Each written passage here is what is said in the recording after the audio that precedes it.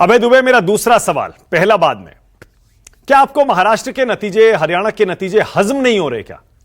लोकसभा चुनाव के नतीजे आपने बड़ी आसानी से हजम कर लिए, जम्मू कश्मीर के नतीजे आपने हजम कर लिए, झारखंड के नतीजे आपने हजम कर लिए। अरे भाई, जनता जो आदेश देगी मानना पड़ेगा, कभी अच्छा भी होगा कभी बुरा भी होगा। अभय जी, आपने आज हूबहू इलेक्शन कमीशन ऑफ इंडिया जैसा व्यवहार किया है। पहला सवाल बाद में पहले दूसरा पूछा, वो भी ऐसे ही करते हैं कि पहले का उत्तर नहीं देते और जो दूसरे का उत्तर देते हैं वो कहते हैं कि साहब आपने प्रमाण देने के बावजूद, जैसा आपने कहा कि कोई प्रमाण नहीं देते हम लोग। प्रामाणिक शिकायतें इलेक्शन कमीशन ऑफ इंडिया कैसे हजम कर लें, बताइए आप। जनता का मिजाज दिखाई दे रहा था वहां पर। मेरे सिर्फ 3 प्रश्न हैं आपसे, इलेक्शन कमीशन ऑफ इंडिया से और इलेक्शन कमीशन ऑफ इंडिया के प्रवक्ता भारतीय जनता पार्टी से। भिंड से लेकर 2017 से भिंड से लेकर कासरगोड केरला तक मॉक टेस्ट में बटन किसी का भी दबाव, पर्ची भारतीय जनता पार्टी की कैसे निकलती है? इलेक्शन कमीशन ऑफ इंडिया के स्टेट इलेक्शन कमीशन के चेयरमैन शालिनी सिंह के सामने किसी का बटन दबाया और कमल की पर्ची निकली तो पत्रकारों को कहा कि बाहर रिपोर्ट मत करना, नहीं तो मैं FIR करा दूंगी। ये रिकॉर्ड हुआ, कैद हुआ सबके सामने। कासरगोड में अभी लोग सुप्रीम कोर्ट भी गए, 3-3 दफा बटन दबाने पर एक एक्स्ट्रा पर्ची कमल के निशान की निकली। इसका वीवीपैट में गलती नहीं, जो मशीन है, जो प्रोग्रामेबल है, उसका प्रश्न में खड़ा कर रहा हूं। दूसरा प्रामाणिक शिकायत हमने की 99% बैटरी की 20 क्षेत्रों की, वो प्रमाण के साथ फोटो खींचकर उस समय भी चलते इलेक्शन में, जब तो रिजल्ट भी नहीं आए थे, हमारे जो इलेक्शन कॉन्टेस्ट कर रहे थे उन लोगों ने उसको रिकॉर्ड पर लिया और आप देख लीजिएगा उस समय ट्वीट भी किया। उसका जवाब आज तक इलेक्शन कमीशन ऑफ इंडिया ने नहीं दिया। तीसरा सवाल, बहुत गंभीर सवाल, बड़ा सवाल, ऐसा क्यों है कि इलेक्शन कमीशन ऑफ इंडिया 11-11 दिन बाद डेटा रिवाइज करके डाल रहा है? आप देखिए कि जो फर्स्ट फेज था 2024 के चुनाव का, लोकसभा का, पहले चरण के डेटा 11 दिन बाद और दूसरे चरण के डेटा 4 दिन बाद 5.57% इंक्रीज करके डाले। और इसलिए उस बात को मैं गंभीरता से लेता हूं कि उन्होंने एग्जैक्ट डेटा डालना बंद कर दिया। वो परसेंटेज में, वोटिंग के परसेंटेज का डेटा डाल रहे हैं। क्यों डाल रहे हैं वो भी मैं बताता हूं। क्योंकि 19 की लोकसभा का जब डेटा उन्होंने डाला तो एक पूनम अग्रवाल करके हैं, उन्होंने उसकी शिकायत भी की, उन्होंने ट्वीट भी किया, उनका ट्विटर हैंडल पर जाइएगा और देखिएगा। उन्होंने कहा कि साहब ये जो आपने डेटा डाला है पोलिंग का और काउंटिंग का, इनमें तो अंतर है बड़ा भारी, ये कैसे संभव है? तो उसका समाधान क्या निकाला इलेक्शन कमीशन ने कि वो डेटा डालना ही बंद कर दिया, अब सिर्फ परसेंटेज डालते। क्यों साहब? आपको हर एक कंस्टिट्यूएंसी का पारदर्शिता में क्या परेशानी है आपको? तो इससे प्रतीत होता है कि ये साजिश भारतीय जनता पार्टी के द्वारा रची जा रही है। और देखिएगा, हाँ। मतलब 1 मिनट सुनिए मानक जी, 1 मिनट सुनिए। सिर्फ भारतीय जनता पार्टी एक ऐसा राजनीतिक दल है जिसको उस परसेंटेज के बढ़ने से आप दिक्कत नहीं है, उसके सहयोगी दलों को भी, सिर्फ इनको। बाकी सारे राजनीतिक दल कहते हैं कि साहब कैसे बढ़ गया, ये उनके पक्ष में खड़े हो जाते हैं, नहीं नहीं स्वाभाविक है। 11 दिन बाद कैसे इसके 14 के पहले ऐसा एक भी उदाहरण हो तो बताइएगा कि 11 दिन बाद डेटा डाला और 5-5, 7-7% डेटा इंक्रीज हो गया वो। अच्छा अभय जी, ये जो आपने सबसे पहला मुद्दा उठाया, पहले मैं उसी की बात बता दूं। मैंने भी थोड़ा रीचेक भी किया, मेरे जहन में था जब ये मामला सुप्रीम कोर्ट गया था, बिल्कुल यही कि मॉक पोल में कोई भी बटन दबाओ, बीजेपी को एक्स्ट्रा वोट जा रहा है। सुप्रीम कोर्ट में बाकायदा इलेक्शन कमीशन की तरफ से वकील साहब ने खड़े होकर बताया कि इलेक्शन कमीशन का यह ऑफिशियल बयान है कि ऐसा कुछ नहीं हुआ, ऐसा कुछ नहीं हुआ। ऐसा सुन लीजिए, आप हंस सकते हैं, लेकिन कोर्ट में बाकायदा ऑन रिकॉर्ड एफिडेविट पर यह इलेक्शन कमीशन का कहना था ऐसा कुछ नहीं है।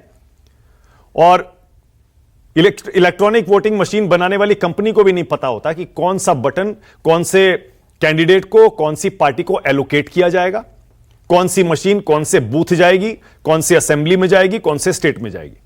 और बाकायदा जहां जहां जितने वोट पड़े हैं आज तक उनमें किसी में कोई भी डिस्क्रिपेंसी नहीं पाई गई है। ये तो उनका ऑफिशियल बयान है। खैर, नहीं अभय जी सुनिए ना, ये सारे मुद्दे देखिए आप लगातार उठा रहे हैं, आप उठा सकते हैं, लेकिन जैसा मैंने कहा ऐसा कोई भी मुद्दा लेकर आप सुप्रीम कोर्ट नहीं गए, हाई कोर्ट नहीं गए। अगर आपके पास सबूत होते, ये बैटरी वाला आपने हरियाणा चुनाव के समय भी कहा था 99% बैटरी, 95% बैटरी, उसके बाद ना मीडिया में कोई आपने सबूत दिया, ना आपने कोर्ट जाकर कोई सबूत दिया, ना इलेक्शन कमीशन को कोई सबूत दिया। अच्छा, इलेक्शन कमीशन ने अपना जवाब दे दिया था, उन्होंने कहा दिया अल्कलाइन बताइए बैटरी होती है, रिचार्जेबल भी नहीं होती है ये बैटरी, हाँ, तो फिर कैसे ये सिंगल यूज 99%? होती है बैटरी। अरे भाई सुनिए ना आप मेरी बात, मैं पूरी जिम्मेदारी से कहता हूं, न्यूज 24 चैनल ने और तमाम सारे चैनल ने वो वीडियो फुटेज, वो सारे पत्रकारों के सामने, वो स्टेट का चीफ इलेक्शन कमिश्नर के सामने मॉक टेस्ट हुआ, उसको क्या नकार दोगे कि बटन किसी का दबाया कमल की पर्ची निकली? ये कैसे संभव है बताइए? और मॉक टेस्ट ऐसा नहीं आइसोलेशन में कर लेते, सबके सामने करते हैं।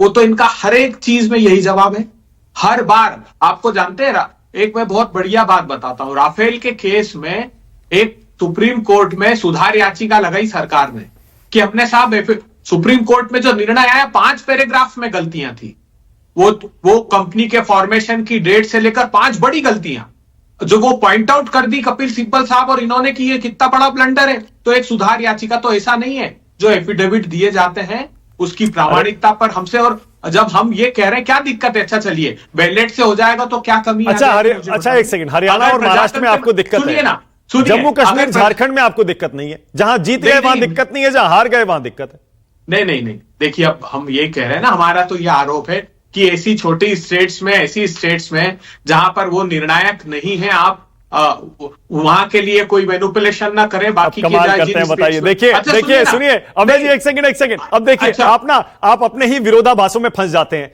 जब अच्छा, महाराष्ट्र और झारखंड के नतीजे हम बहस कर रहे थे तो आपके प्रवक्ता कह रहे थे अरे अरे अरे भूलिए मत, हम झारखंड जीते हैं, इसे 1-1 मानिए, हरियाणा और जम्मू कश्मीर भी 1-1 मानिए।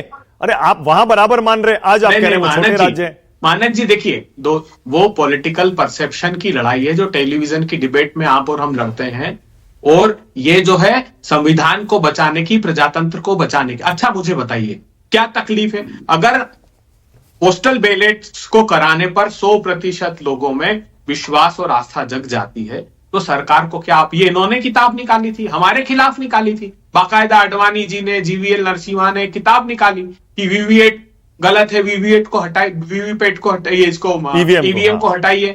और ये तर्क देते थे उस समय भी कि विश्व का कोई भी देश ये व्यवस्था आप सही कह रहे हैं, मैं अभी इस पर जवाब लेता हूं, अभी जवाब लेता हूं आरपी सिंह से। मैं सिर्फ 3 बातों का जवाब था, सिर्फ 3 बातों का। आरपी सिंह साहब जो है बड़े विद्वान भारतीय जनता पार्टी के प्रवक्ता हैं, बहुत आरपी सिंह साहब स्टडी भी करते हैं, 3 बातों का जवाब दे दें। ये डेटा डालना ईसी ने बंद कर दिया, क्या ये सही मानते हैं?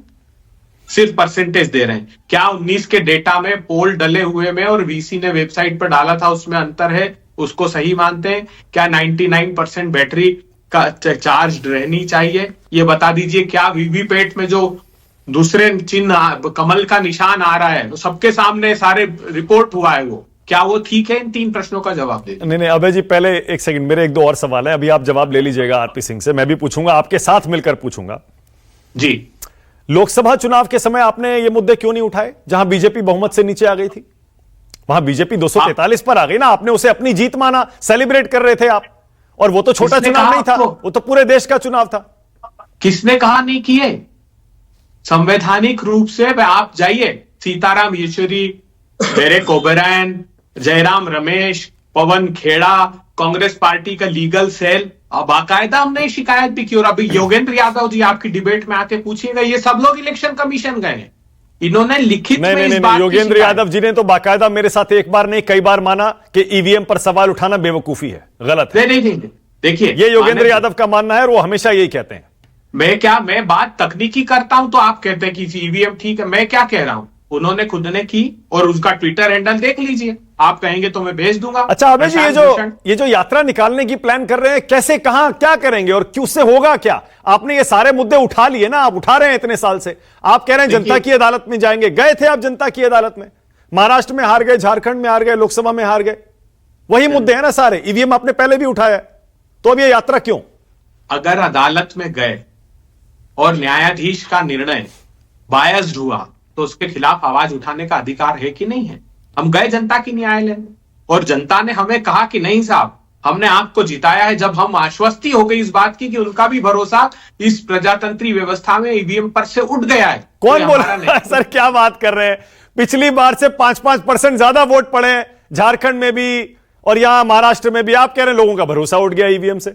फिर यही तो सवाल एक और उठता है ना कि 5-7% वोटिंग का परसेंट 11-11 दिन बाद दिखाया जा रहा है और वोटिंग की गिनती डलवा। अच्छा आप बता दीजिए, चलिए अभी एग्जैक्ट वोट की गिनती डाली हो तो परसेंटेज में डाल देते हैं, क्यों भाई?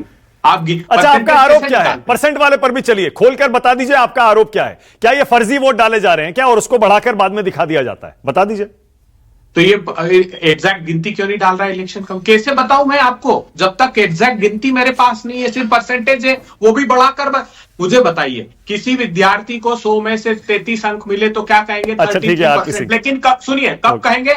जब ये दर्शाएंगे मानक जी की अभय दुबे 33 अंक दिए, तब मैं कहूंगा 33%। उन्होंने कहा परसेंटेज आए। अरे साहब गिनती तो बताइए। ओके, आरपी सिंह जी अब आप ही बोलिए।